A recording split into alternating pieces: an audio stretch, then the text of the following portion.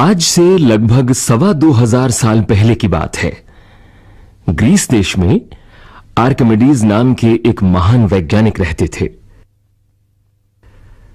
Greece के सम्राट हेरो आर्किमिडीज को बहुत मानते थे। एक बार ग्रीस के सम्राट ने एक सुनार को एक मुकुट बनाने के लिए कुछ सोना दिया। जब मुकुट बनकर आया तो सम्राट को मुकुट बहुत पसंद आया, लेकिन उन्हें शक हुआ कि सुनार ने मुकुट में चांदी की मिलावट की है। सम्राट ने आर्किमिडीज से मुकुट में सोने की शुद्धता की जांच करने को कहा। उस जमाने में आजकल जैसी आधुनिक तकनीकें नहीं थीं, इसलिए आर्किमिडीज उलझन में पड़ गए। आर्किमिडीज ने सम्राट से एक वैसा ही सोने का टुकड़ा मांगा जैसा सम्राट ने सुनार को मुकुट बनाने के लिए दिया था। आर्किमिडीज ने तोला तो पाया कि मुकुट का द्रव्यमान और सोने के टुकड़े का द्रव्यमान बराबर है। आर्किमिडीज सोचने लगे, यदि मुकुट शुद्ध सोने का बना है तो मुकुट और सोने के टुकड़े का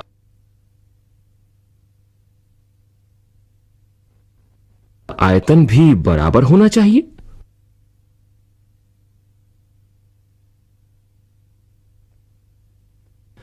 अब आर्किमिडीज की समस्या यह थी कि सोने के टुकड़े और मुकुट के आयतन कैसे मापे जाएं। इसी उधेड़-बुन में एक दिन आर्किमिडीज नहाने जा रहे थे। जैसे ही वो पानी से लबालब भरे टब में घुसे, पानी टब से बाहर छलका और बस आर्किमिडीज को अपनी समस्या का समाधान मिल गया। वो इतने खुश हुए कि यूरेका यूरेका चिल्लाते हुए सड़क पर भागने लगे।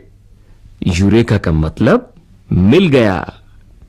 आर्किमिडीज को यह विचार कौंधा कि हर वस्तु द्रव में डुबोने पर द्रव विस्थापित करती है और विस्थापित द्रव का आयतन वस्तु के आयतन के बराबर होता है। आर्किमिडीज ने सोने के टुकड़े और मुकुट को बारी बारी से पानी में डुबोया और दोनों के द्वारा बाहर छलके या विस्थापित पानी की तुलना की। मुकुट द्वारा विस्थापित पानी ज्यादा निकला। इसका मतलब यह हुआ कि सम्राट का शक सच निकला। सुनार ने वाकई मुकुट में मिलावट की थी। सम्राट को बहुत गुस्सा आया और उसने सुनार को सजा दी।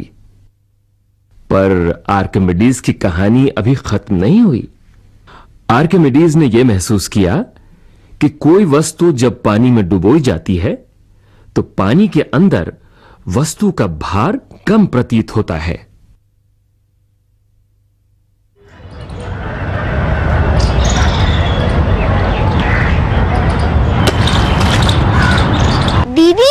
दीदी, क्या हुआ? देखो, मेरी फुटबॉल पानी में डूबी नहीं।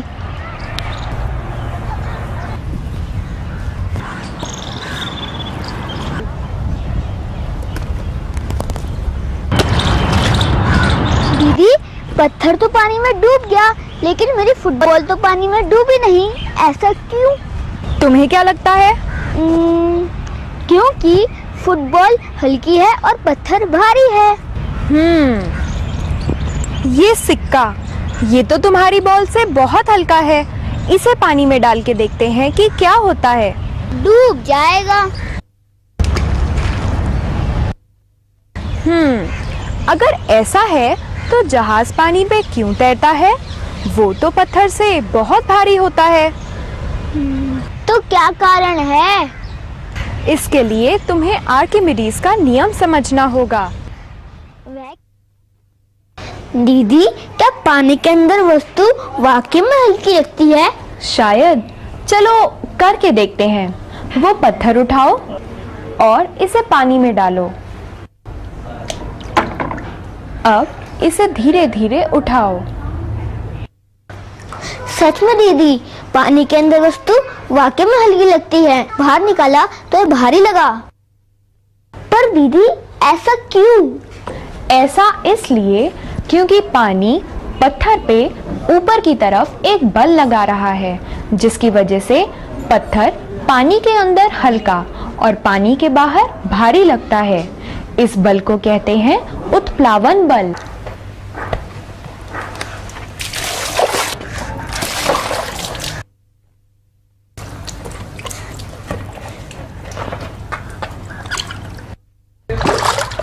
अच्छा, तो ऐसा होता है उत्प्लावन बल। पर दीदी, ये उत्प्लावन बल होता कितना है?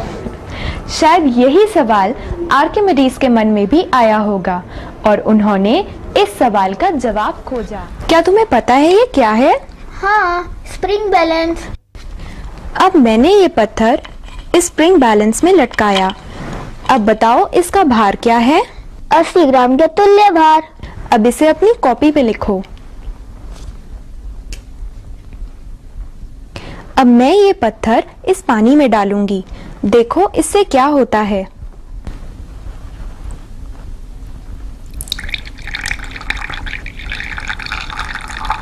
पत्थर के डूबते ही पानी ऊपर आया और गिलास में आ गया। और इस पानी का आयतन कितना है? पत्थर के आयतन के बराबर। अब इस पत्थर का भार दोबारा पढ़ो। 50 ग्राम का तुल्य भार। बिल्कुल सही। इसका मतलब पत्थर के भार में कितनी कमी आई? 30 ग्राम का तुल्य भार। अब हम इस पानी के भार को नापेंगे।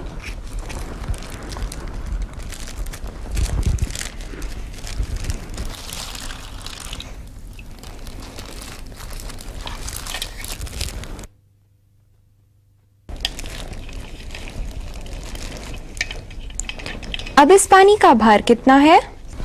30 ग्राम का तुल्य भार। दीदी, ये तो उतना ही है जितना पत्थर के भार में पानी में डुबोने पर कमी आई थी। बिल्कुल, और यही तो आर्किमिडीज का नियम है।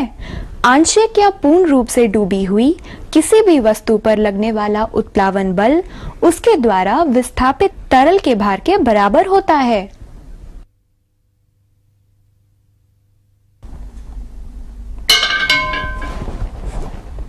अरे, ये क्या कर रहे हो? दीदी, एक बात बताओ, जब उत्प्लावन बल ऊपर की ओर लगता है तो पत्थर पानी में क्यों डूब जाता है? वो इसलिए क्योंकि पत्थर का भार जो नीचे की तरफ लग रहा है उत्प्लावन बल से ज्यादा है, इसलिए पत्थर डूब जाता है। यानी कि पत्थर का भार विस्थापित पानी के भार से ज्यादा है। बिल्कुल सही। अच्छा, एक बात बताओ, अगर उत्प्लावन बल वस्तु के भार से ज्यादा हो तो क्या होगा? तब तो वस्तु ऊपर आ जाएगी। मैं करके दिखाता हूँ।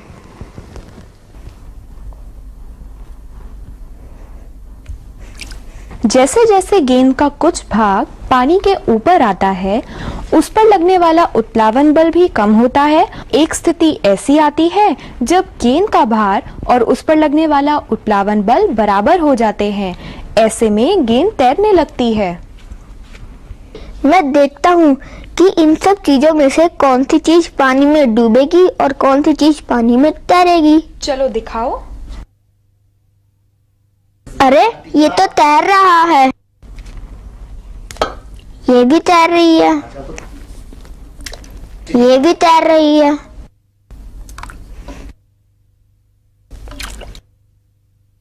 ये डूब गई।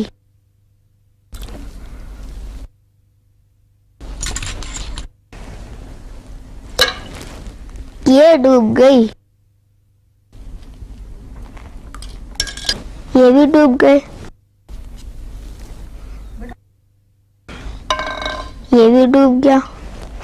दीदी, एक बात और बताओ कि लोहे के छोटे छोटे टुकड़े पानी में डूब जाते हैं, लेकिन लोहे का इतना बड़ा जहाज कैसे तैरता है? अभी देखते हैं। देखो, ये कढ़ाई पानी में नहीं डूबी, तैर रही है। इसी तरह से जहाज भी पानी पर तैरता है। चलो मैं तुम्हें कुछ और करके दिखाती हूँ। ये कटोरी, इस कटोरी का भार उस पर लग रहे उत्प्लावन बल के बराबर है, इसीलिए कटोरी पानी में तैर रही है। अब मैं धीरे धीरे कटोरी का भार बढ़ाऊंगी।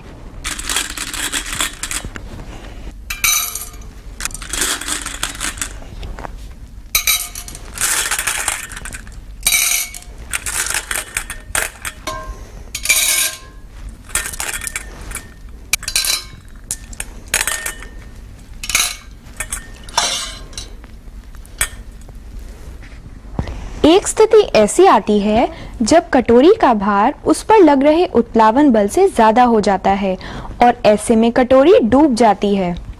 आर्किमिडीज का नियम सभी तरल पदार्थों के लिए लागू है। ऐसा मत समझना कि ये सिर्फ पानी के लिए होता है। सभी द्रव और गैस तरल होते हैं। द्रव जैसे दूध, डीजल, पेट्रोल। हाँ, और वायु जैसी गैसों के लिए भी। तो क्या गैस के गुब्बारों का उड़ने का कारण भी यही है?